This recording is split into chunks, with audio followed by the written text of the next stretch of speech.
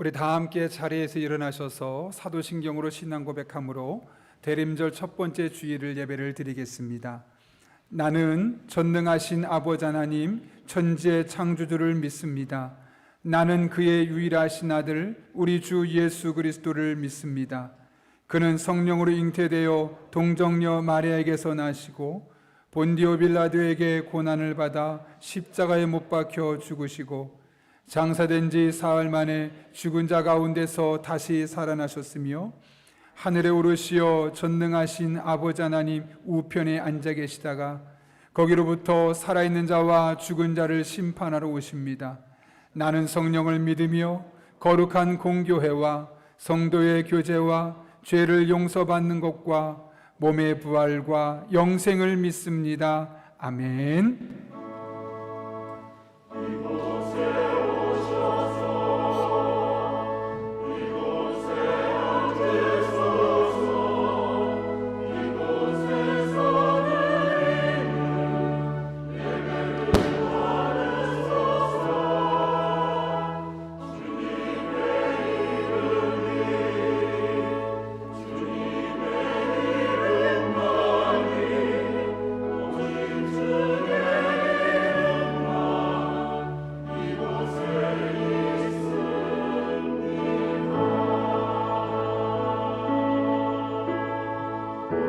우리 예배를 받기에 합당하신 주님께 경배하며 나아갑시다.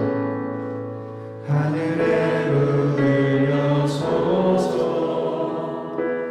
이곳을 주목하소서 주를 향한 노래가 꺼지지 않으니 하늘을 열보소서 이곳에 임재하여 주옵소서. 이곳에 임재하소서. 주님을 기다립니다. 기도의 향기가 하늘에 닿으니 주여 임재하여 주소서.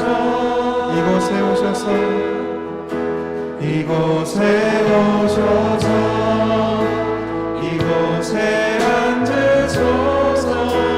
이곳에서 드리는 예배를 받으소서. 주님의 이름만이 오직 주의 이름만 이곳에 오셔서 이곳에 오셔서 이곳에 앉으소서. 이곳에서 드리는 예배를 받으소서. 주님의 이름만이 오직 주의 이름만 이곳에 오직 주의 이름만 오직 주의 이름만 이곳에 있을 오직 주의 이름만 오직 주의 이름만 이곳에 있습니다. 아멘. 다 함께 자리에 앉으셔서 이 땅에 우리를 구원하시기 위해서 왕으로 오신 예수 그리스도의 이름을 기뻐하며 찬양하며 나가겠습니다.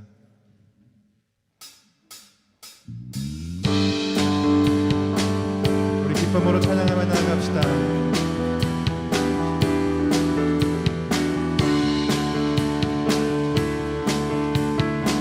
우리의 왕 되신 주님께 영광의 찬양으로 왕 되신 주께 감사하세. 그 사랑 영원하리라. 모든 것 위에 뛰어나신 주 그 사랑 영원하리라. 찬양 능력의 손과 표심발로 그 사랑 영원하리라.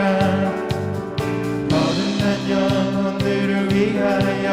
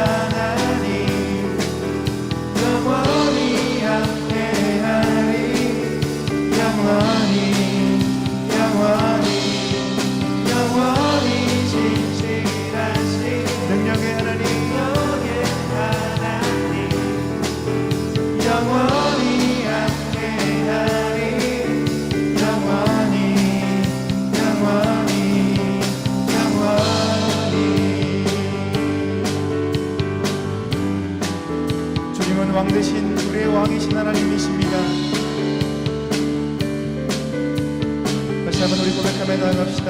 해 뜨는 데서 지는 데까지 사랑 영원하리라. 주 은혜로 우리 걸어가리. 그 사랑 영원하리라. 찬양 찬양 찬양 찬양. 영원히 신실하신 영원히 진실하신 능력의 하나님, 영원히 함께하리. 영원히 영원히 영원히 영원히 진실하신 능력의 하나님, 영원히 함께하리. 영원히 영원히 찬양 찬양 찬양 찬양 찬양 찬양 찬양. 놀라운 주님께 찬양, 주님께 찬양 찬양. 영원히 진실하신 능력의 하나님, 영원히 함께하리. 영원히 영원히 영원히 진실하신 능력의 하나님, 영원히 함께하리. 영원히 다시 한번 영원히 진실하신 영원히 진실하신 능력의 하나님, 영원히 함께하리. 영원히. 우리 마지막으로 고백하며 나갑시다. 영원히 진실하신 진실하신 놀라우신 하나님, 영원히 함께하리. 영원히 영원히 영원히. 주님은 영원히 우리 함께 하시는 하나님이십니다. 믿으십니까? 그 영광의 왕으로 오신 놀라우신 주님의 이름을 찬양하며 나아갑니다. 할렐루야. 영광의 박수로 우리 찬양하며 나가겠습니다. 우리의 찬양과 영광을 받아주시옵소서. 할렐루야.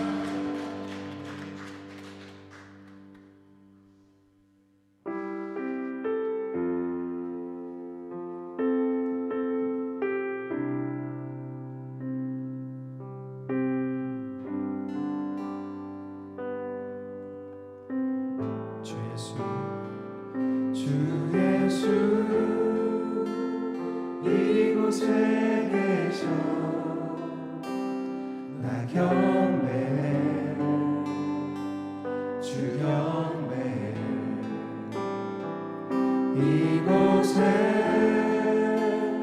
운행하시며 일하십니다. 일하시네. 주 경배해. 모든 마 만지시는 주. 나 경배해, 주 경배해. 우리 마 치유하시네. 나 경배해, 주 경배해. 주는 놀라우신, 주는 놀라우신 길을 만든 기적의 주. 어둠 속에 위 그는 나의 하나님. 약속을 이루시는, 약속을 이루시는 기적의 주. 어둠 속에 위 그는 나의 하나님. 모든 삶 돌이키십니다.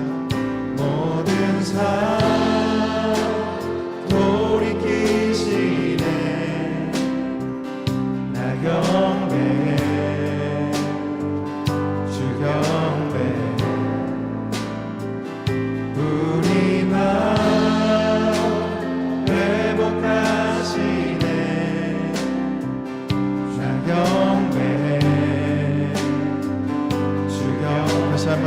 고백합시다. 모든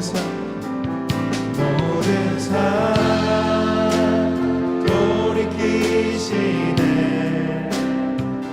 나 경배해 주 경배해. 우리 맘 회복하시네. 나 경배해 주 경배해. 주는 놀라우신 길을 만드는 기적의 주. 어둠 속에 빛나는 나의 하나님. 약속 이루시는 분, 기적의 주. 어둠 속에 빛나는 나의 하나님. 주는 놀라우신 길을 만드는 기적의 주. 어둠 속에 빛나는 나의 하나님. 약속 이루시는 분, 기적의 주. 어둠 속에 빛나는 나의 하나님. 나의 하나님. 나의 하나님. 나의 하나님. 나의 하나님. 나의 하나님. 나의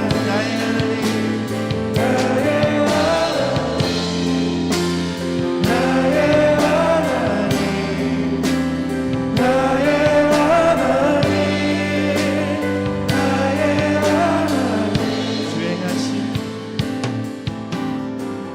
주행하심 보이지 않아도 때론 느낄 수 없을 그때도 일하시네 주님.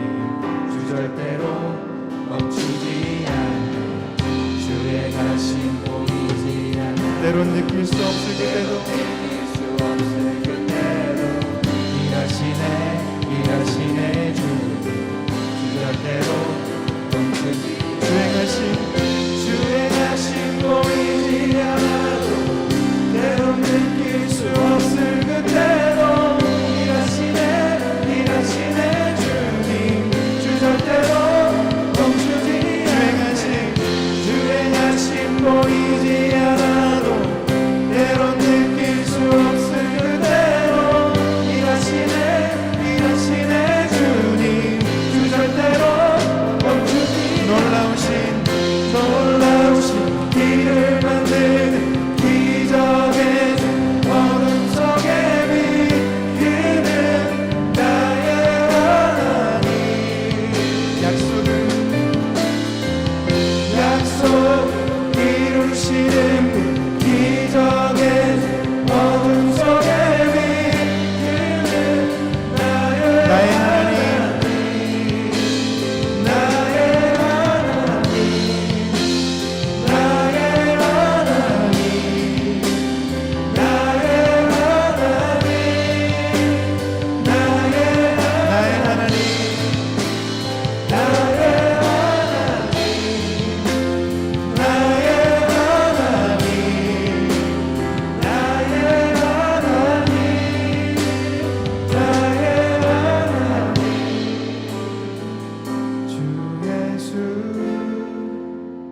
이곳에 계셔.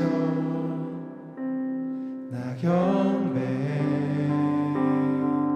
주 경배해. 이곳에 운행하시며 일하시네 주 경배해.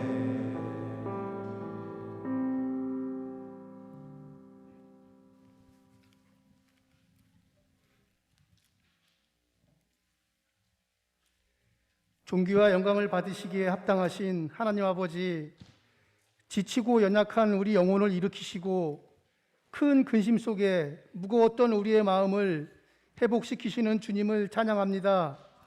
거룩하고 복된 주일을 맞이하여 분주하던 일상의 삶을 잠시 멈추고 교회에서 각자의 가정에서 마음과 뜻을 다하여 예배드릴 수 있도록 인도하시는 은혜에 진심으로 감사를 드립니다. 코로나19 확진자의 증가로 사회적 거리 두기가 격상되고 감염의 위험과 불안한 세상 속에서 저희들 가정과 교회와 교우들을 안전하게 보호하여 주심을 감사드립니다. 세상을 향했던 우리의 마음이 온전히 하나님을 바라며 사모하게 하시고 세상에서 누리는 기쁨보다 주님께 붙들린 삶의 행복이 크다는 것을 알게 하시고 현장 예배와 온라인 예배를 드리는 이 시간 모두 다 함께 성령 충만한 예배가 되도록 인도하여 주시옵소서. 긍휼하신 하나님, 사회 전반에 걸쳐 있는 양극화로 몸살을 앓고 있는 이 나라와 이 민족을 불쌍히 여기시어 하나님이 원하시는 뜻 안에서 정치, 경제, 노동의 현장에서 오직 정의가 바로 서게 하심으로 비난과 대립은 사라지고 주님이 기뻐하시는 주님의 나라가 되게 하여 주시옵소서. 은혜로우신 하나님, 우리 교회와 오이코스 공동체에서 섬기는 선교사님들을 위해 기도드립니다. 언어와 문화와 기후도 다른 환경 속의 어려움에도 굴하지 않고 땅끝까지 이르러 내 증인이 되라는 주님의 명령을 감당하시는 선교사님들과 그 가족들이 어려움에 처하지 않고 안전하게 지켜주시기를 간절히 기도합니다. 우리 교우 중에는 원치 않는 질병으로 고통당하는 성도들을 주님의 전능하신 손길로 만져주시며 깨끗하게 나음을 받아 건강한 몸으로 회복되게 도우시며 우리 교회에 또 연로하신 어르신들은 영과 육이 강건할 수 있도록 교회에서 관심을 갖고 기도와 섬김으로 어르신들이 행복한 노년을 보낼 수 있도록 함께하여 주시옵소서. 교회 학교에서 자라나는 우리의 자녀들에게 하나님께서 지켜주시고 항상 올바른 길로 지혜와 명철과 믿음으로 성장하며 세상에서 꼭 필요한 사람들로 성장하게 하여 주시옵소서.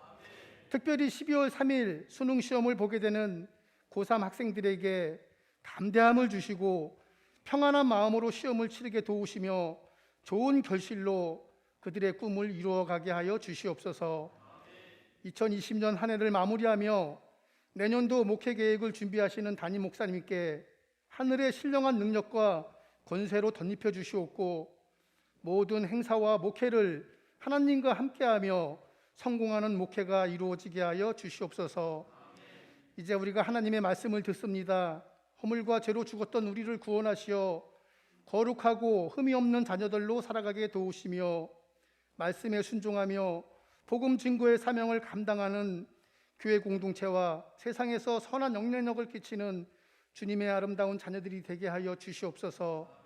예배를 위하여 이곳저곳에서 수고하는 봉사자들과 아름다운 찬양으로 하나님의 영광을 높여드리는 시온 찬양대에 하늘의 신령한 복으로 충만하게 인도하여 주실 줄 믿고 감사드리며 우리의 소망이시오 생명 되시는 우리 주 예수 그리스도 이름으로 기도하옵나이다. 아멘.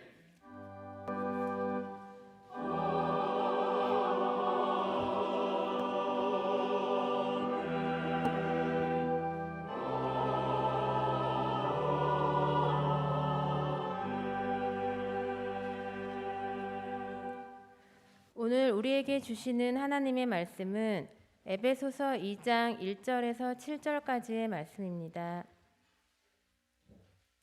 에베소서 2장 1절에서 7절 신약성경 311쪽에 있습니다.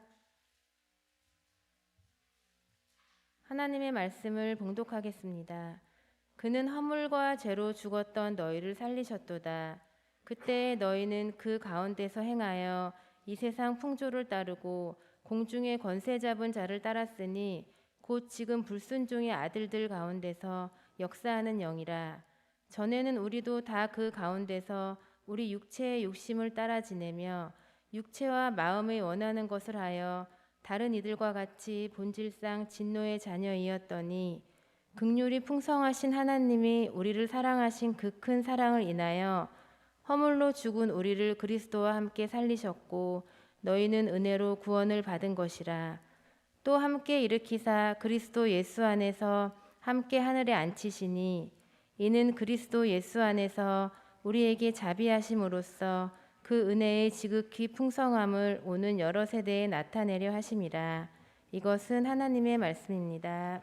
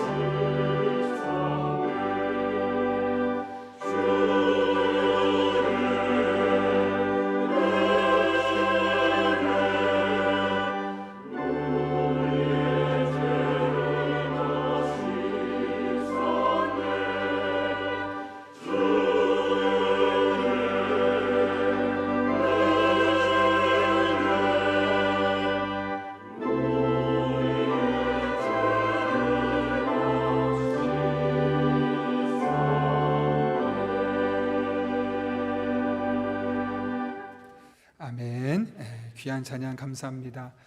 코로나 때문에 많이 나오지 못하는 상황에서도 우리 귀한 찬양해 주신 쉬운 찬양들 우리 박수로 한번 겸허하고 축복하겠습니다. 감사합니다. 여러분 주보 참고하실 때 여러분 앞에 귀의 소식 전하겠습니다. 먼저 우리 주보 광고 보기 전에 영상 하나 보고 나서 대림절을 맞아서 영상 보고 나서 광고 계속 이어가도록 하겠습니다.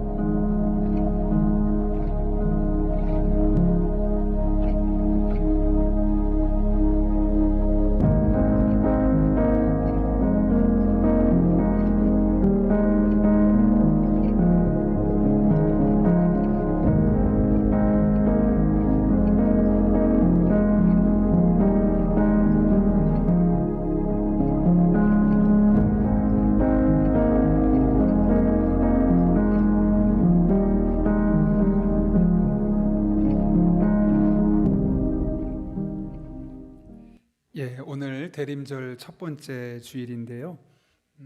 오늘부터 성탄절까지가 예수님께서 이 땅에 오신 날을 기억하고 다시 오실 것을 기다리는 대림절 기간입니다. 그 기간 동안 예수님을 늘 기억하고 묵상하는 여러분 될 수 있기를 바라면서 특별히 성경 통독을 계속 진행하고 있습니다. 진도를 따라서 함께 해주실 부탁드리고, 지난주에 한 가족이 되신 분 여러분 우리에게 잘 정착하시고 또 우리 함께 사랑과 사랑을 나눌 수 있는 그런 분 될 수 있도록 늘 기대해 주시기를 부탁드립니다. 아울러 블레싱데이 관련해서 여러분 앞에 말씀드립니다. 코로나 상황이라서 직접 대면하기 어려운 시대라 할지라도 한 영혼을 구한다는 귀한 사명은 결코 우리에게서 끊어낼 수 없는 중요한 사명입니다. 그래서 오늘 작정을 하려고 합니다. 보시면 밑에 두 사람의 이름을 쓰게끔 되어 있습니다. 적어도 두 사람의 이름을 쓰고 우리가 이분들을 위해서 다음 주에까지 내주시면 25일 성탄절까지 계속 기도하려고 합니다. 교회에서도 기도하고 또 여러분들 개인적으로 기도하고 또 그분들을 직접 섬길 수 있도록 만약 오실 수 있는 분들이라면 작정하신 분들이서 교회에서 10,000원 정도 이렇게 선물을 드려서 여러분이 케이크를 사드려도 되고 또 함께 식사를 해도 되고 차를 마셔도 되고, 그래서 구체적으로 섬길 수 있는 기회까지 여러분 앞에 드리려고 합니다. 오프라인에서 현장에서 예배 드리신 분들은 이거 이번 주와 다음 주에 내주시면 되고요. 온라인에서 예배 드리신 분들은 이제 오늘 문자로 구글 문자가 갈 겁니다. 거기에 적어주시면 교회에서 참고해서 이분들의 영혼의 구원을 위해서 계속해서 기도하도록 하겠습니다. 이런 때 적극적으로 동참해 주시기를 부탁드립니다. 아울러서 11월 다섯째 주간을 맞이하며 우리가 사회적 거리두기 2단계로 상향 조정되었죠. 오늘 또 다른 조정이 있을지 그대로 갈지는 예측할 수는 없지만 새로운 변화들이 있게 되어지면 교회에서 여러분에게 긴밀하게 문자를 드리겠습니다. 그 문자를 보시고 잘 따라와 주시기를 부탁드립니다. 오늘 소그룹 모임, 오이코스 모임 있고 주중에 구역 모임 있습니다. 온라인이지만 꼭 모여 주십시오. 제가 어제 오이코스 인도자분들과 1시간이지만 서로 이야기, 근황도 듣고 기도해 주는데 얼굴을 아예 못 보는 것보다 온라인상으로도 보는 것이 얼마나 그게 참 귀한지 모릅니다. 오늘 많은 분이 못 나오셨는데 꼭 오프라인 줌으로라도 하셔서 요즘 어떻게 지내셨는지, 기도 제목은 무엇인지 서로 기도해주고 축복해주는 시간만 가져도 한두를 살아갈 그런 큰 힘이 됩니다. 오이코스 주중에 모이는 또 구역 반드시 줌으로 시간을 내서 모여주시기를 부탁드립니다. 우리가 지난 기간 동안 마가복음 묵상을 67일 동안 이제 내일 모레면 끝나게 되는데요. 그 이후에는 대림절을 맞이해서 대림절을 묵상하며 아기 예수님을 기다리며라는 주제로 나아가려고 합니다. 특별히 이번에는 본문이 어떤 책을 가지고 하는 것이 아니라 구약도 있고 신약도 있고 왔다 갔다 하기 때문에 이 교재를 무조건 갖고 계신 게 중요한데요. 오늘 못 나오신 분들은 아마 구역장님들이 내일이나 모레까지 들으실 거고, 그래도 이렇게 좀 만남이 좀 어려우신 분들은 교회에서 일괄적으로 내일 아침에 우편으로 보내려고 합니다. 이걸 참고해 주셔서 11월 마지막 날까지 송구영신 예배 드리는 그날까지 매일매일 하나님의 말씀 하나씩 묵상하고 하나님과 더 영적으로 가까워지는 여러분 될 수 있기를 부탁드립니다. 여러분께서 추수감사주일에 보내주신 과일, 김장, 또 다문화 가정을 위해 주신 옷을 전달했습니다. 너무 고맙다고 감사하다고 심지어 저한테 밥 사주신다고 했는데 그건 제가 먹긴 좀 그래서 어쨌든 여러분 앞에 감사단 이야기를 전해달라고 말씀하셨습니다. 이 자리를 빌어 제가 감사합니다. 이렇게 어려운 분들을 적극적으로 섬기는 귀한 기회가 될 수 있었음에 감사하고 여러 군데서 그분들 도와줬는데 우리 교회가 가장 많이 도와줬다고 합니다. 이렇게 우리가 따뜻하게 보낼 때 추운 시간을 보내고 있는 분들에게 언제나 도움이 되어줄 수 있는 그런 교회가 되었으면 좋겠습니다. 아울러 우리 교회가 이제 중고등부, 청년부도, 아동부, 유치부도 영상으로 실시간으로 예배를 드릴 수 있게 되었습니다. 목적 헌금을 드리신 분, 우리 교회도 어린이들도 그렇게 할 수 있게 해달라고 목적 헌금을 드리신 분이 있으셔서 이제 지난 주간까지 2군데 장소에 다 실시간 예배 장비가 구축이 되어서 이제 아이들도 실시간 하는 것을 못 나오는 친구들도 들을 수 있게 되었습니다. 그분들에게도 감사를 드립니다. 12월 3일 목요일 대학 수학능력 시험이 있습니다. 우리 지금까지 많이 기대해 왔는데 특별히 이번 돌아오는 한 주간 4일 동안은 우리가 아이들 이름을 호명하면서 하루에 한 번 이상 기도했으면 좋겠습니다. 아이들이 하나님께서 원하시는 그 길을 갈 수 있도록, 아이들이 가는 길에 악한 영이 틈타지 못하도록 꼭 이름 한 명씩 호명하면서 기도해 주시기를 부탁드립니다. 모임 안내입니다. 항존직 전체 모임이 다음 주에 있습니다. 3부 예배 후에 대예배실에서 모입니다. 전체 참석 부탁드리고요. 김진영 집사님 여러분 기도해 주셔서 수술 잘 되셨다고 이제 항암 치료하고 최후에 전이된 부분만 치료하면 된다고 합니다. 계속해서 기도해 주시고요. 우리 교회 앞으로 계속해서 좋은 일이든 힘든 일이든 있으면 꼭 교역자를 통해서 말씀해 주십시오. 그럼 주보에 내고 우리 교회적으로 함께 기도하는 시간을 가지려고 합니다. 그렇게 해주시기를 부탁드리고 더 자세한 광고는 주보를 참고하시고 우리 다 함께 기도하시고 하나님의 말씀 나누겠습니다. 거룩하신 아버지 하나님, 오늘도 우리를 주님 전에 불러주신 은혜 감사를 드립니다. 말씀을 듣는 이 시간 마음의 문을 열어주시고 성령 하나님 내게 주시는 말씀을 들려줄 수 있도록 은혜를 더하여 주옵소서. 함께 하실 간절히 바라옵고 예수님의 이름으로 기도하옵나이다. 아멘. 우리 앞뒤 좌우분 인사합니다. 당신은 축복의 통로입니다. 이렇게 인사하겠습니다.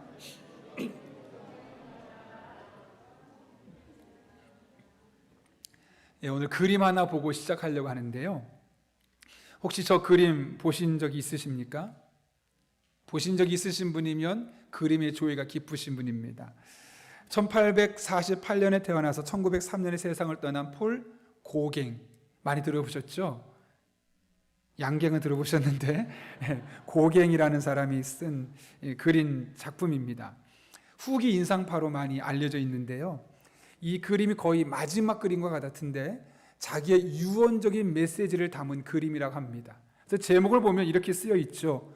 Where do we come from? What are we? Where are we going? 영어로 이렇게 써 있고 밑에 번역하면 우린 어디서 왔는가? 우리는 무엇인가? 우리는 어디로 가는가? 왜 이런 메시지를 그가 그림을 통해 마지막으로 전하려고 했을까요? 그의 의도를 알려면 그 당시에 이 그림이 그려지던 시대 분위기를 알아야 합니다. 이 그림이 그려지던 시대는 그 전까지만 해도 인생의 주인은 하나님이고 하나님께서 모든 역사를 이끌어 가신다라는 그런 생각이 지배하고 있었습니다. 근데 이때만 해도 아니다, 인간이 중요하다, 인간이 중심이다, 이렇게 신본주의에서 인본주의로 넘어가는 시기에 이 그림이 그려지게 되었던 것이죠. 많은 사람들이 인본주의적인 생각 가지고 하나님 그래 계시지 인정해, 그러나 내가 중요하지, 내 행복이 중요하고 내 기분이 중요하고 내 만족이 중요하지, 하나님을 위해서 내가 헌신하는 것은 두 번째라고 이 우선순위가 바뀌어지는 시대였습니다. 이러한 시대적 현실을 목격한 고갱은 사람들로 하여금 이제는 다시 한번 하나님께로 눈을 돌려라, 나의 행복이 아니라 하나님의 영광을 위하여, 나의 기쁨이 아니라 하나님의 기쁨을 위하여, 이렇게 눈을 돌리게 하기 위한 목적으로 이 같은 제목의 그림을 만들게 되었던 겁니다. 내가 어디에서 왔는지, 나는 어떤 존재인지, 그러므로 나는 어떻게 살아야 할지, 이 세 가지 질문을 중심으로 하나님을 다시 한번 생각해 보자는 겁니다. 그럴 때 우리가 이 세상에 존재하는 그 목적에 합당한 삶을 살 수 있기 때문에 그렇습니다. 이런 사실을 잘 보여주는 실제 이야기가 최근에 있었습니다. 혹시 여러분 래퍼 중에 BY라고 아십니까? BYC는 아시는데 BY는 모르십니까? 이렇게 약간 머리가 밤톨처럼 만든 그런 래퍼인데요. 이 래퍼가 최근에 생일을 맞이하면서 많은 사람들이 한테 선물을 받았습니다. 그 선물을 받고 나서 답장으로 이렇게 말을 했는데요. 축하해 주신 모든 분들 다 정말 너무너무 감사합니다. 태어난 이유와 제가 살아가는 목적이 일치하도록 움직이며 살아가겠습니다. 뭐라고요? 태어난 이유와 내가 살아가는 목적이 일치하도록 살아가겠다라고 말하는 것이죠. 사실 대부분의 래퍼들이 인기를 얻게 되고 명성 앞에 돈을 쥐게 되면 변질되고 타락해서 문제 일으키는 이 래퍼들이 얼마나 많은지 모릅니다. 근데 BY는 늘 생각한 겁니다. 하나님 안에서 내가 태어난 이유가 무엇인지, 그렇다면 그 이유 안에서 내가 어떤 목적을 갖고 살아야 할지를 늘 점검하고 고민하는 과정을 살다 보니 오히려 자신을 잘 갈무리할 수 있었고, 돈과 명예가 그의 손에 쥐어졌지만 그것 때문에 변질하거나 타락한 것이 아니라 오히려 더 많은 사람에게 모델이 될 수 있었던 겁니다. 자신이 태어난 이유를 알고 매 순간 그 목적에 맞게 살아가는 것, 이것을 일컬어 그리스도인의 삶이라고 할 수 있을 겁니다. 그렇기 때문에 우리 그리스도인들은 매 순간 내가 왜 태어났는지, 내가 이 세상에 왜 존재하는지 그 이유를 분명히 늘 생각해야만 하는 겁니다. 그리고 그 태어난 이유를 생각하며 그럼 나는 앞으로 어떻게 살아야 할까? 가정 속에서, 직장 속에서, 교회 안에서 이 태어난 이유에 맞게 내가 어떻게 살아야 할까? 늘 함께 이것 또한 고민하며 살아야 하는 것이죠. 그럴 때 우리는 진짜 그리스도인한 그리스도인으로 살아갈 수 있게 되는 겁니다. 이 세상에 사람이 존재하는 이유, 사람이 태어난 이유는 다양합니다. 그 중에 오늘 본문은 특별히 우리가 구원받게 되었는데 그 구원받은 이유가 무엇인지에 대해서 설명하고 있죠. 오늘 본문 1절부터 7절까지 말씀 보게 되면 우리 성경으로는 7절로 되어 있지만 원문을 보게 되면 단 하나의 문장으로 되어 있습니다. 아주 긴 문장인데 내용을 보게 되면 두 개로 나눌 수가 있습니다. 그 중에 1절부터 3절까지가 첫 번째 부분인데, 이 부분에서 사도 바울은 우리가 구원받기 전에 영적인 상태가 어떤지를 말씀합니다. 오늘날로 말하면 예수 믿지 않는 이들의 영적인 상황이 어떤지를 말하고 있다는 것이죠. 자, 어떻게 말하고 있습니까? 1절부터 3절까지 화면을 보고 세 번역으로 함께 읽겠습니다. 시작. 여러분도 전에는 허물과 죄로 죽었던 사람들입니다. 그때 여러분은 허물과 죄 가운데서 이 세상의 풍조를 따라 살고 공중의 권세를 잡은 통치자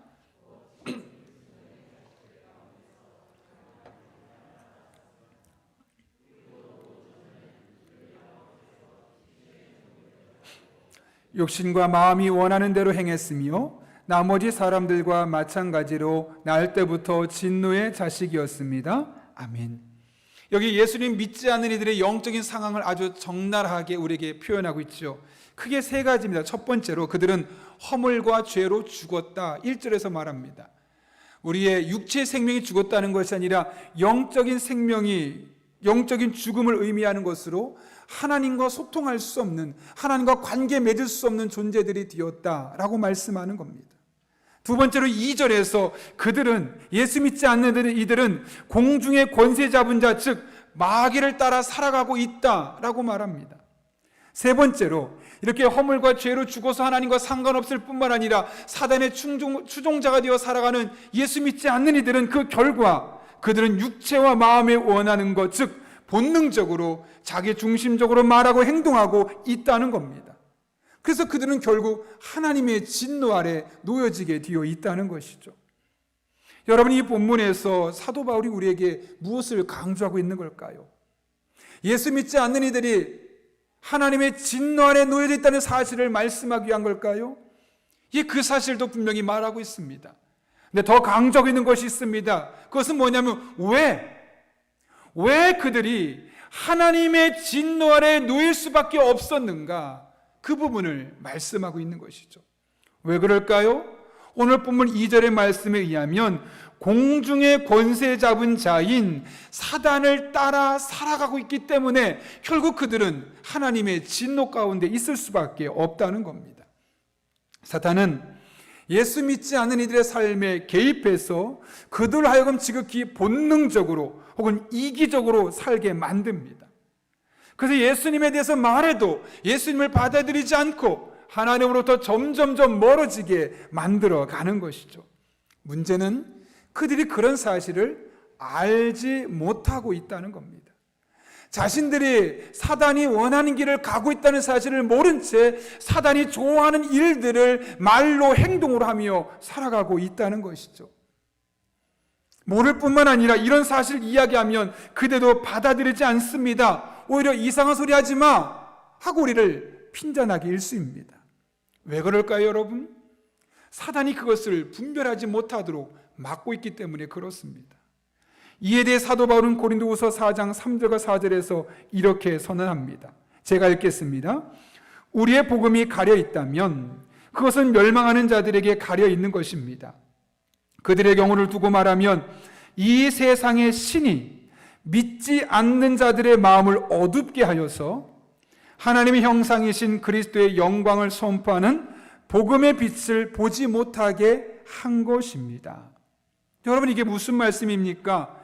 예수님 믿지 않는 이들에게 아무리 예수님 믿으라고, 예수님만이 소망이라고, 예수 믿으면 인생이 달라질 수 있다고 아무리 말해도 그들이 받아들이지 않는 이유, 무엇 때문이라고요? 이 세상 신, 즉 사단이 그들의 마음을 어둡게 했기 때문이라는 겁니다. 여기서 마음을 어둡게 한다는 것은 헬라 원문을 보게 되면 분별력을 무디게 만든다.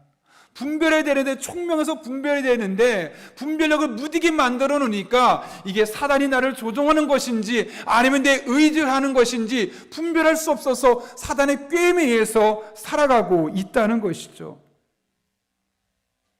그런 맥락에서 전도는요, 단순히 복음을 전하는 것을 끝나는 것이 아니라 사단에 미혹되어서 분별력 없이 살아가는 이들을 건져내는 그런 거룩한 영적인 사명과도 같은 겁니다.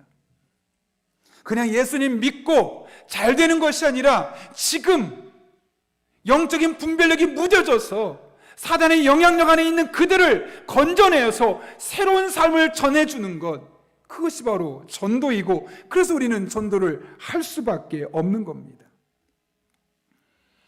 며칠 전에 뉴스를 보고 제가 경악한 일이 있었습니다.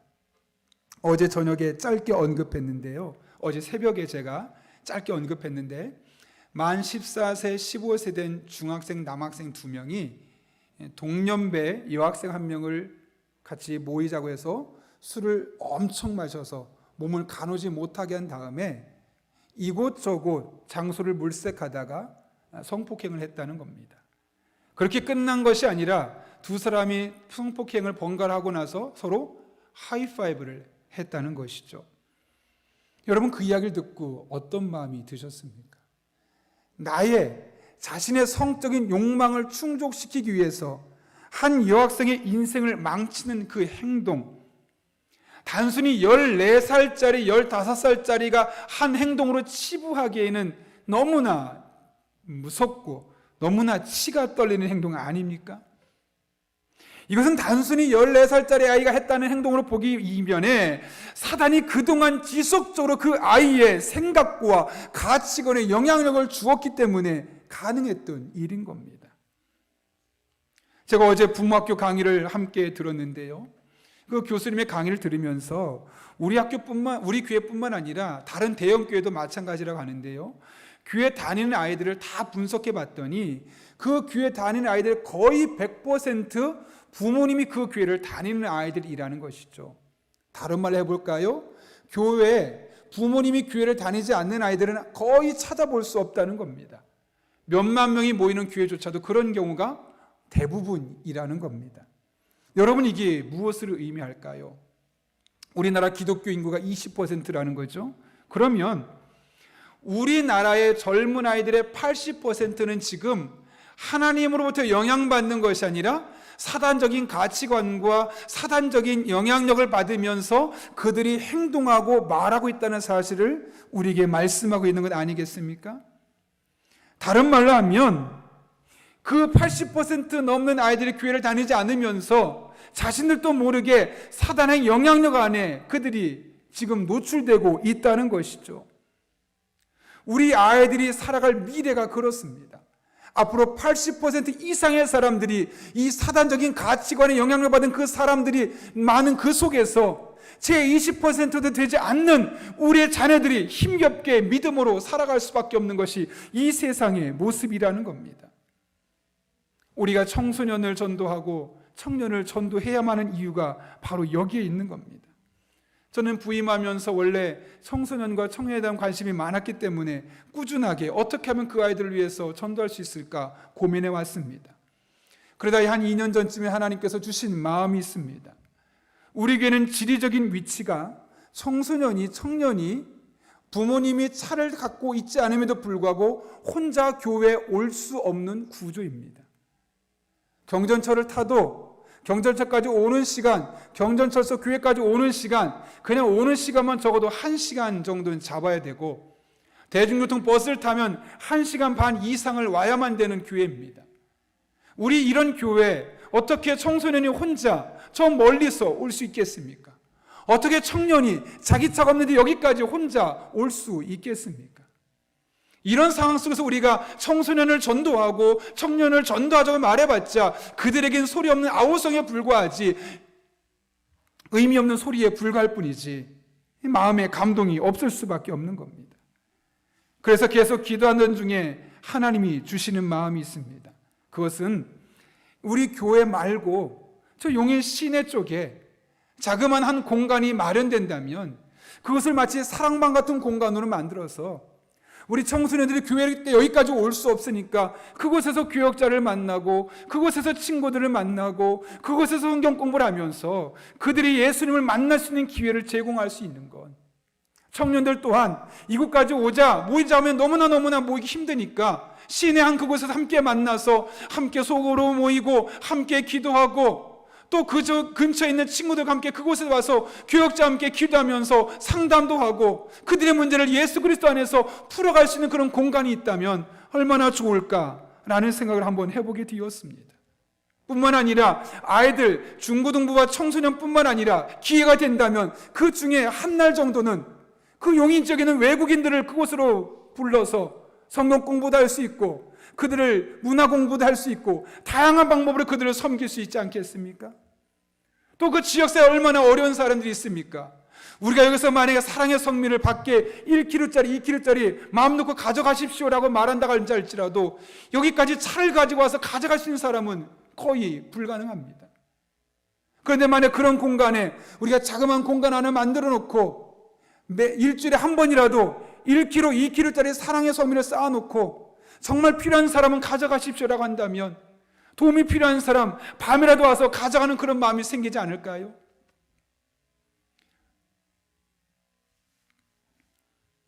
자그마한 공간이 있게 한다면, 그래서 그것이 마치 우리의 또 다른 사랑방이 될 수 있다면 이곳에서 모이지 못하는, 이곳까지 오지 못하는 그들에게 복음을 전하고 그들이 사단의 영향력 안에 살아가지 않도록 도울 수 있는 그런 역할을 우리가 감당할 수 있지 않을까 생각을 해보게 되었습니다.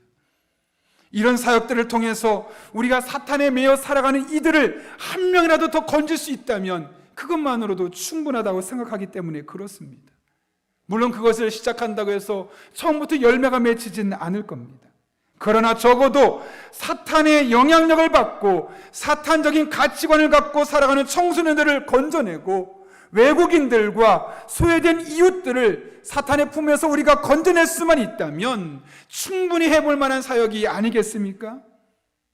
저는 이를 위해서 여러분이 좀 기도해 주시고 또 이것을 위해서 협력해 주시기를 간곡히 부탁드립니다. 그래서 우리 교회가 사단에게 사로잡힌 영혼을 건져내는 구원의 방주 역할을 감당하고 우리는 그 속에서 그 방주의 선원으로 쓰임받는 그런 은혜가 있기를 예수님의 이름으로 축원합니다.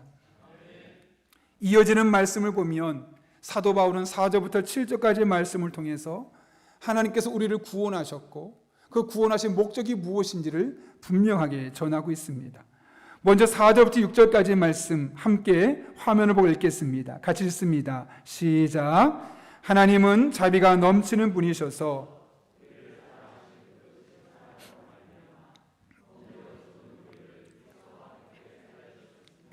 여러분은 은혜로 구원을 얻었습니다.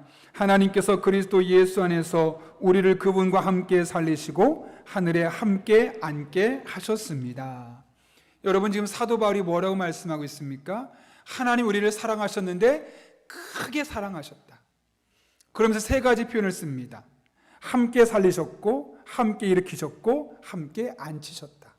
여기 함께는 누구와 함께일까요? 예수님과 함께. 다시 말하면 우리는 예수님의 십자가 사건을 통해서 구원받은 백성이 되었다는 겁니다. 예수님과 함께 죽었다, 예수님과 함께 살아나고 예수님과 함께 천국 백성이 되는 이 은혜가 우리에게 주어져 있다는 것이죠. 그렇게 우리를 큰 사랑으로, 자격 없는 우리를 사랑해 주셨습니다. 그렇게 우리를 구원해 주셨습니다. 왜 그러셨을까요? 그 이유가 오늘 본문 7절에 기록됐는데 같이 한번 읽겠습니다. 시작. 그것은 하나님께서 그리스도 예수 안에서 우리에게 자비로 베풀어 주신 그 은혜가 얼마나 풍성한지를 장차 올 모든 세대에게 드러내 보이시기 위함입니다. 아멘. 쉽게 말하면 뭘까요? 우리를 먼저 구원하신 이유 뭐라고요? 앞으로 올 사람들 또한 구원하시기 위해서 우리를 먼저 구원했다는 거죠. 따라서 우리 할 일은 너무나 분명합니다. 앞으로 올 사람들에게 이 예수님의 사랑, 하나님의 사랑이 얼마나 큰지, 얼마나 놀라운지 그 하나님의 사랑과 은혜를 전해서 그들 또한 이 하나님의 은혜와 사랑을 경험하게 하는 것, 이것을 위해서 먼저 우리를 구원하시고 하나님의 자녀로 삼아 주셨다는 겁니다. 그런 의미에서 전도는 우리에게 사명입니다. 여러분 혹시 전도를 사명으로 생각했던 사도 바울의 고백을 기억하십니까? 사도행전 20장 23절과 24절 말씀인데 제가 한번 읽어보겠습니다. 오직 성령이 각 성에서 내게 증언하여 결박과 환난이 나를 기다린다 하시나 내가 달려갈 길과 주 예수께 받은 사명 곧 하나님의 은혜의 복음을 증언하는 일을 마치려 하면은 나의 생명조차 조금도 귀한 것으로 여기지 아니하노라. 뭐라고요? 하나님의 은혜의 복음, 나를 구원하신 그 은혜의 복음을 전하는 것을 사명으로, 예수님께 받은 사명을 알고 있었던 사도 바울이 분명히 내가 복음을 전하다 보면 환난이 있고 결박이 있고 고통이 있을 것인데 그럼에도 불구하고 내 생명이 끊어지는 한이 있더라도 나는 이 사명의 완수를 위해서 달려가겠습니다 라고 고백하고 있는 겁니다. 왜요? 나를 구원하신 이유를 너무나 잘 알기 때문에요. 왜 나를 구원하셨습니까? 이것을 사명으로 알고 이것을 모르는 사람들에게 전하라고 나를 먼저 구원하셨으니 우리가 죽는 한이 있어도 목숨 걸고 복음을 전하는 일에 감당해야 되지 않겠느냐? 그런 마음으로 사도 바울이 지금 동참하고 있는 것이죠. 최근에 탤런트 김원희 씨의 간증을 제가 들었는데요. 김원희 씨가 2018년에 극동방송에서 했던 간증을 제가 최근에 듣게 되었습니다. 그녀가 초등학교 때 교회를 다녔습니다. 말 그대로 다녔습니다. 왔다 갔다. 그래서 중학교 때도 고등학교 때도 청년 때도 교회를 왔다 갔다 다니기만 했습니다. 그러다가 나중에 예수님이 나를 정말 구원하셨구나, 나는 하나님의 자녀가 되었구나, 인격적으로 예수님을 만나고 나서 그녀의 사고방식과 가치관이 달라지기 시작했습니다. 예를 들면 그전에는 주일날, 일요일날 TV에 나오라고 그러면 돈을 벌 수 있다는 생각에 너무나 고맙다고 빨리빨리 나갔는데 이제는 주일은 내가 그렇게 보내지 않으리라, 오히려 내 믿음을 세워가는 기회를 삼으리라 해서 제자 훈련을 받고 중보기도학교에 참여하면서 그녀의 믿음을 자꾸 성장시키는 방향으로 이 관심이 바뀌어지게 된 겁니다. 그러면서 그녀가 점차 다른 사람으로 바뀌어 갔습니다. 그런데 그녀의 이런 변화를 보며 깜짝 놀란 사람이 한 명 있습니다. 누굴까요?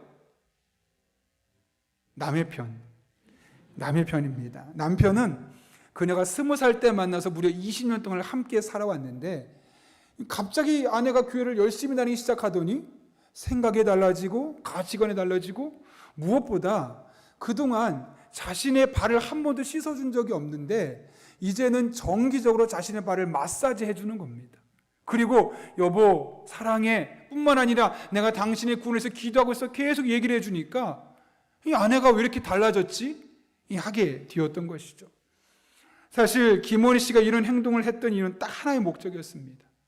나는 예수를 믿는데, 나는 구원받았는데, 나는 죽어도 천국 가는데 내 남편, 나하고 20년 동안 함께 살아온 이 남편은 예수님을 알지 못하고 이 시대가 힘들다 말하면 힘든 그대로 살아가고, 나는 힘들어도 하나님 붙들고 의지하고 이겨내는데 그런 삶을 살지 못하는 모습 보면 너무 안타까운 겁니다. 내 남편도 내가 아는 예수님, 내가 만난 예수님 만났으면 좋겠다, 그런 마음에 사실 남편 발 계속 만지면서 마사지 해주는 게 그게 썩 유쾌한 기분은 아니지 않겠습니까? 그런데 그 일을 지속적으로 정기적으로 하게 되었다는 것이죠. 사실 남편이 보기에 아내의 이런 행동 처음에 좀 불편했습니다. 그런데 계속 하는 겁니다. 꾸준히 하는 겁니다. 지속적으로 하는 겁니다.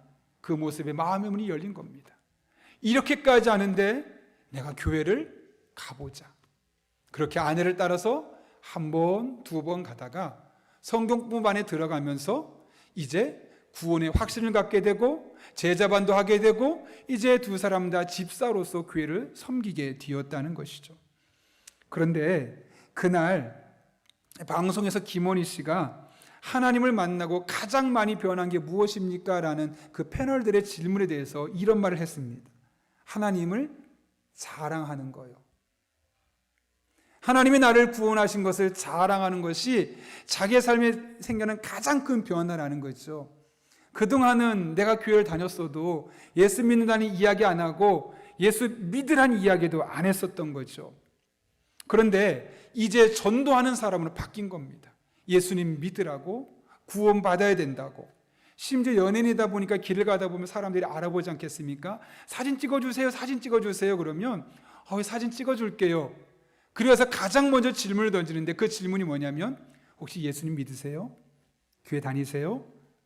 예, 다닙니다. 그러면 잘하셨다고, 그 교회 열심히 다니라고 하고, 안 다닌다 그러면 가방에서 전도지를 꺼냅니다. 그리고 우리 교회인데 다음 주에 올 수 있으면 와보세요. 여러분, 공인입니다. 연예인입니다. 결코 쉽지 않은 행동입니다. 그렇게 만나는 사람마다 자신이 만난 예수님을 자랑하고 다니는 겁니다. 내가 예수님 만나서 내 인생이 너무 많이 달라졌다고, 내 인생이 행복해졌고 내 인생이 기뻐졌고 인생의 목적을 갖고 살게 되었느라고 그렇게 늘 자랑하고 다니는 거죠.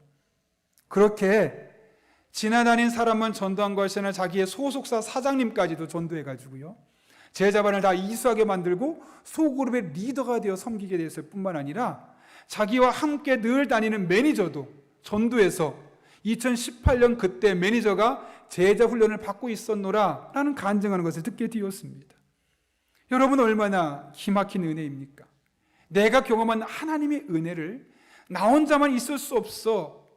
그래서 그 은혜를 이 사람에게 전하고 저 사람에게 전하면서 그들의 삶이 함께 변하는 것을 볼 수 있다는 것은 우리에게만 주어진 영적인 특권 중에 하나입니다. 그런데 현실은 어떻죠? 대부분의 성도들이 그 하나님을 분명히 만났는데, 그 예수님의 은혜를 경험했는데 입술을 함구할 때가 많습니다. 제가 최근에 초대교회에 관한 연구 자료를 읽다가 이런 내용을 읽게 되었습니다. 제가 한번 그대로 읽어보겠습니다. 초대교회는 매우 어려운 여건에서 기적적인 성장을 했습니다. 예수님을 믿는다는 이유만으로 엄청난 핍박과 경제적인 손실을 감수해야만 했습니다. 그럼에도 놀라운 것은 그 어려운 여건 속에서도 복음은 무섭게 전파되어 갔다는 것입니다. 이런 추세로 가면 정말 땅끝까지 복음이 전해지는 것은 시간 문제일 것 같았습니다. 그런데 문제가 생겼습니다. 콘스탄틴 황제가 로마 국교를 선포한 후에 모든 로마 시인은 전도할 필요도 없이 거의 자동적으로 교인이 되었습니다. 그들은 진정한 회개와 예수 그리스도에 대한 분명한 신앙 고백도 없이 세례를 받고 교인이 되었습니다. 더 심각한 일은 세상에서의 귀족이 교회 안에서도 높은 지위를 얻게 된 것입니다. 그들은 세상의 자랑을 결코 버리지 않았고 버리려고도 하지 않았습니다. 교회는 막강한 재력과 권세를 가졌으나 하나님의 능력은 사라져버리고 말았습니다. 그런 사람들이 복음을 전할 수 없는 것은 당연한 것이었습니다. 그래서 그들은 전도란 특별히 훈련받은 어떤 사람들이 하는 것이라는 생각을 교회 안에 심어 놓았습니다. 그런 생각이 교회 안에 자리 잡게 되자 교회는 곧 암흑 시대로 접어들고 말았습니다. 여러분, 이 이야기를 듣고 마음이 어떻습니까? 너무 마음이 아프지 않습니까? 왜 마음이 아프십니까? 이게 비단 초대교회에만 있었던 일이 아니라 오늘날 한국교회, 현대교회도 너무나 똑같이 나타나고 있는 이 현상 때문 아닐까요? 초대교회만 해도 목숨을 걸고 복음을 전했습니다. 예수님만이 진리라고, 예수님만 믿어야 한다고, 예수님 안에 소망이 있다고, 예수님을 붙들어야지만 우리 인생의 미래가 보장된다고 담대하게 복음을 전했던 그들이 콘스탄틴이 기독교를 국교로 선포한 이후에 입을 닫기 시작한 겁니다. 복음에 대해서도 막 입을 닫기 시작했습니다. 그리고 전도는 훈련받은, 은사받은 특별한 사람들만 하는 것이야. 그러면서 점점 교회는 암흑시대로 접어들게 되었다는 것이죠. 여러분, 이와 같은 모습을 보면서 우리가 할 일은 너무나 명백합니다. 교회 안에 드리워진 이 암흑의 기운을 걷어내는 겁니다. 그래서 오늘 우리는 전도 작정을 하는 겁니다. 전도 작정을 하고 한 달 동안 그 영혼의 구원을 위해서 기도하는 겁니다. 심지어 한 영혼 작정한 사람이 복음에 대한 문이 조금 더 열리길 바라는 마음으로 한 사람당 10,000원씩을 들여서 케이크를 선물하건 음식을 먹건 그들에게 복음을 전할 수 있는 기회를 주려고 하는 겁니다.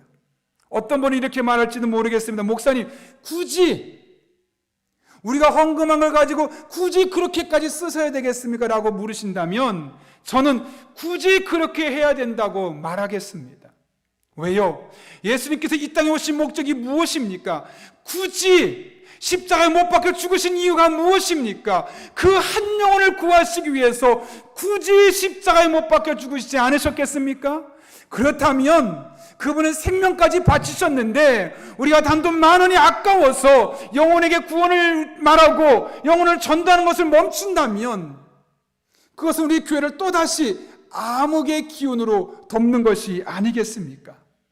그래서 우리는 굳이 작정해야 합니다. 그래서 우리는 굳이 한 달 동안 기도해야 합니다. 그래서 우리는 굳이 그 주어진 10,000원을 가지고 좀 더 보태더라도 그들에게 복음을 전하고 그들의 마음의 문을 열기 위해서 노력해야만 하는 것입니다.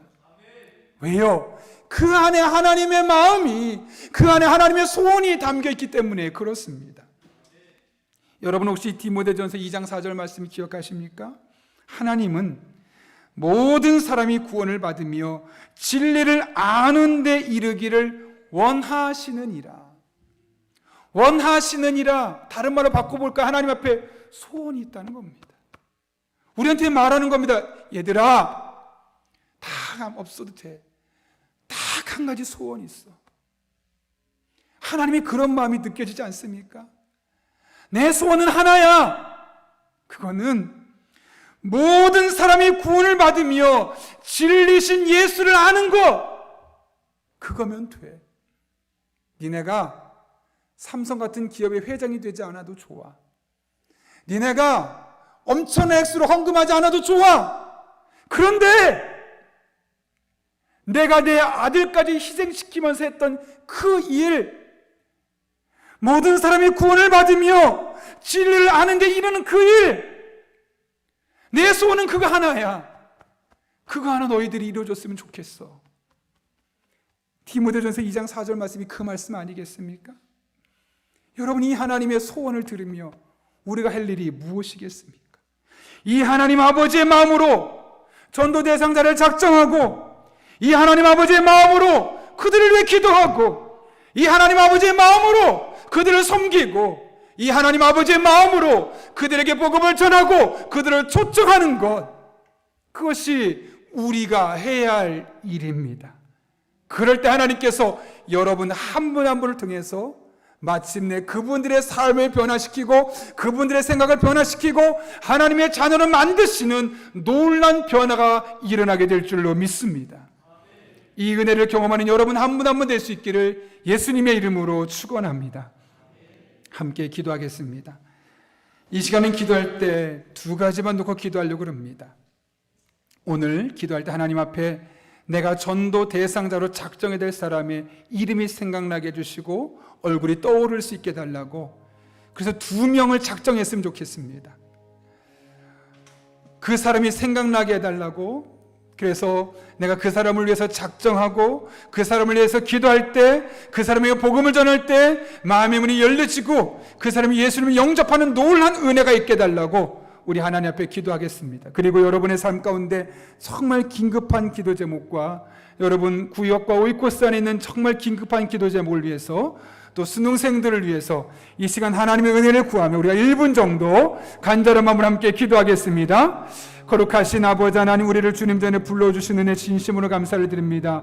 하나님을 바라봅니다. 찬양합니다. 의지합니다.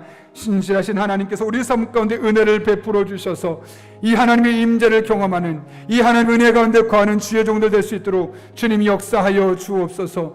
특별히 아직 예수님을 알지 못하는 이들이 있습니다. 우리에게 그 두 사람이 생각나게 해주셔서 그들을 위해서 작정하고 그들을 위해서 기도하고 그들을 섬기고 그들에게 복음을 전할 때 마음의 문이 열려지게 하시고 그들이 하나님의 자녀로 거듭나는 놀라운 은혜가 임하게 하여 주옵소서. 수능생들을 위해서 기도합니다. 대학 입시를 준비하는 자녀들 앞길을 열어주시고, 특별히 우리 구역과 오이코스 안에 우대 기도의 제목이 필요한 사람들이 있습니다. 하나님께서 그들의 삶 가운데 친히 개입해 주셔서 환경의 문제를 해결해 주시고 육체의 연약함을 고쳐주시고 그렇게 하나님께 영광 올려드릴 수 있는 복된 한 주간 되게 하여 주옵소서. 하나님의 은혜를 사모합니다. 능력을 사모합니다. 임재를 사모합니다. 주님이 역사하여 주옵소서. 함께할 줄로 믿사오며 간절한 마음으로 기도하오니 우리의 믿음을 따라 하나님께서 소원의 항구로 인도하여 주옵소서. 주님 바라봅니다. 의지합니다. 거룩하신 아버지 하나님, 오늘도 우리를 주님 전에 불러주셔서 한 영혼의 구원을 위하여 기도하게 하신 은혜 진심으로 감사를 드립니다. 우리를 통해 구원하실 그 영혼들이 생각나게 하시고 작정하게 하시고 기도하게 하시고 섬기게 하시고 복음을 전하게 하실 때 그들의 마음의 문이 놀랍게 열려지는 은혜가 있게 하여 주옵소서. 함께 하실 줄로 믿사옵고 예수님의 이름으로 기도하옵나이다. 아멘. 우리 함께 이 시간 찬송가 510장 부르실 때 마지막 절에 일어나서 봉헌하시겠습니다.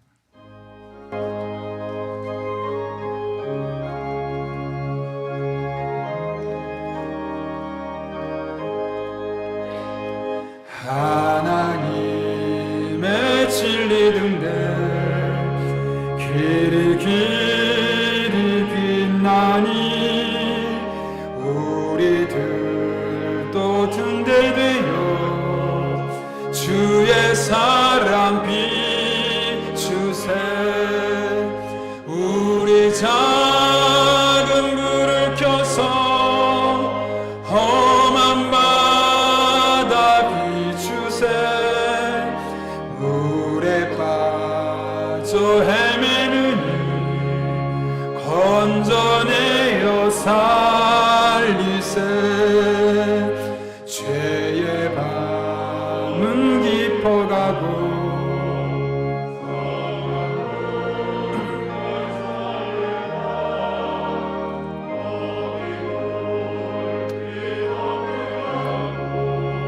찾는 물이 많구나. 우리 작은 불을 켜서 험한 바다 비추세. 물에 빠져 헤매느니 건져내어 살리세. 너의 등불도 두어라. 거친 바다 비춰라.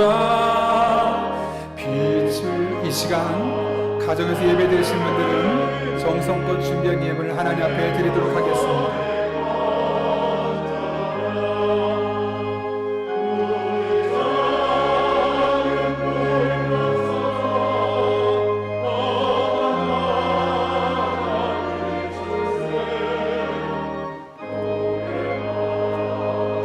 헤매는 건져내어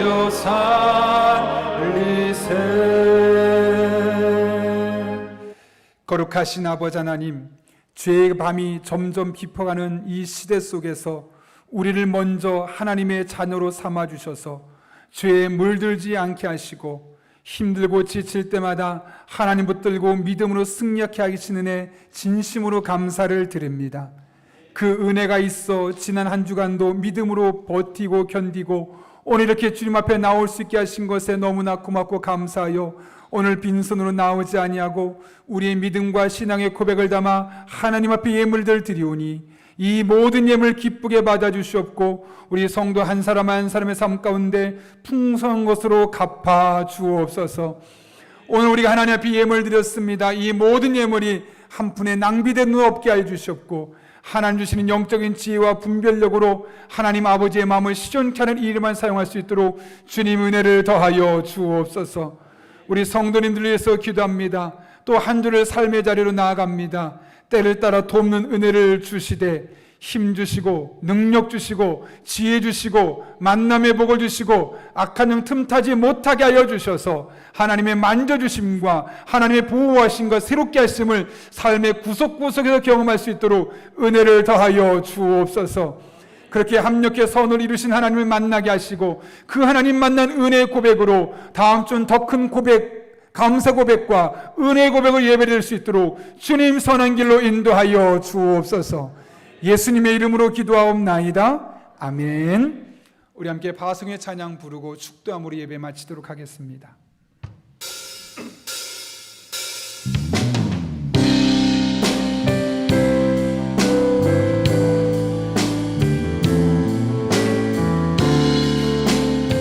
우리 함께 믿음으로 고백하며 찬양하겠습니다. 아무것도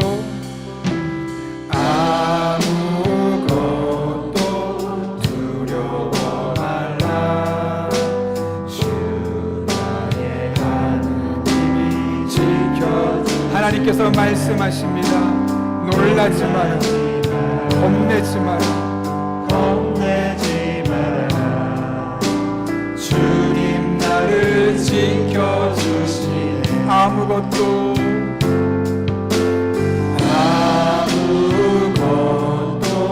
두려워 말라. 주 나의 하나님이 지켜주시네. 놀라지 마라.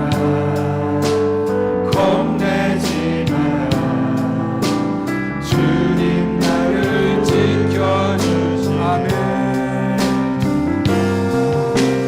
내 맘이 힘에 겨워 지칠지라도 주님 나를 지켜주시네. 세상의 험한 풍파 몰아칠 때도 주님 나를 지켜주시네.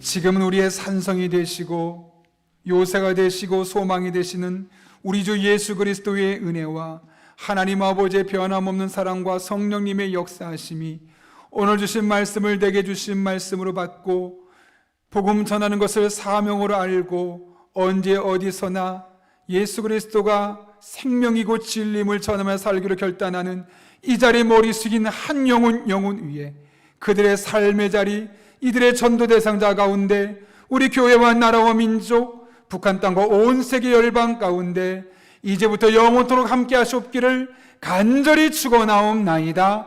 아멘.